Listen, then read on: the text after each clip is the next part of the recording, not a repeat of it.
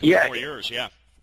yeah, exactly. Like before, the traditional record deal, you just basically get advanced a bunch of money that all had to be recouped before you saw a cent. After that, every record sale was probably about 85% to the label, 15% to the band that's then chopped up by management and business managers and everyone else. By the time you get it, it's like a few cents an album after you've recouped, which may take 5 years.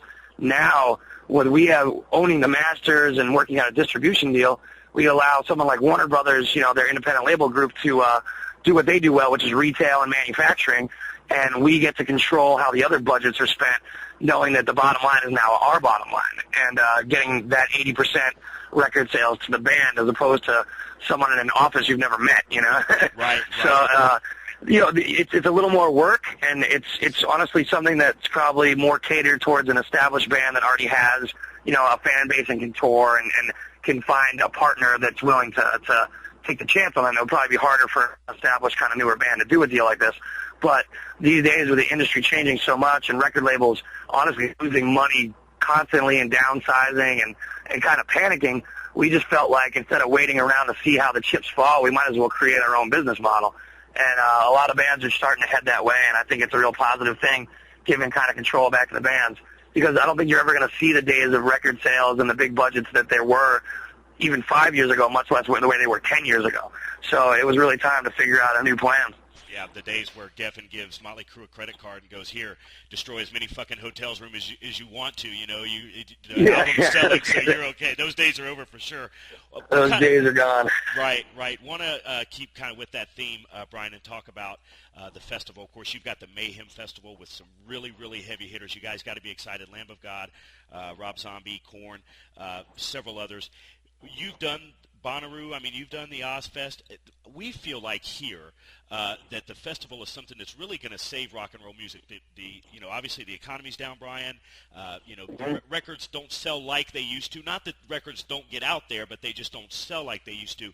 Do you feel like the festival is a big forum for you to get all these bands together to be a big draw? Do you feel like that's something that's really pumping a lot of blood back into these bands? Yeah, and even just the package tour in general, you have to do it now. There's no way, kids can't afford to go to, a few shows every month and save all this money up because, everyone's hurting. So even with the tour we're on now, it's like we had to set the most solid bill we could, and Mayhem or Ozfest and things like that are a perfect example of how that works, whereas, you get just so much more bang for your buck, and you can see a bunch of bands at one time and, not have to, worry about, the next tour coming, and just not have enough money to do it. For the bands, the only thing you run into is, you're splitting the pie a little bit more, and the overhead doesn't really change. But at least you're going to get in front of a ton of people at once, try and, get out there, spread the word, spread the music.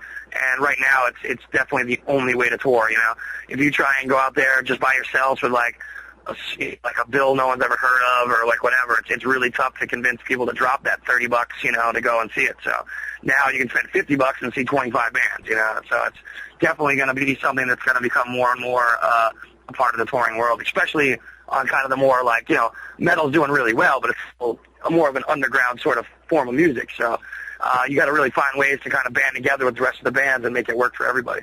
Right, and like I said, I just know that it works from our end, Brian. From a consumer end, it works. I always like to hear what what bands think about it, because we were interviewing some guys from Rat not too long ago, and they were actually on one of those cruises, which is becoming really big. I don't think any of the heavier metal bands have done anything yet. I think some of the goth bands and of course some of the 80s bands have. But I was talking to Warren DeMartini from Rat, and he goes, "I just hate it. It's not." And I was kind of surprised to hear that. I think that he hated the format than he did actually the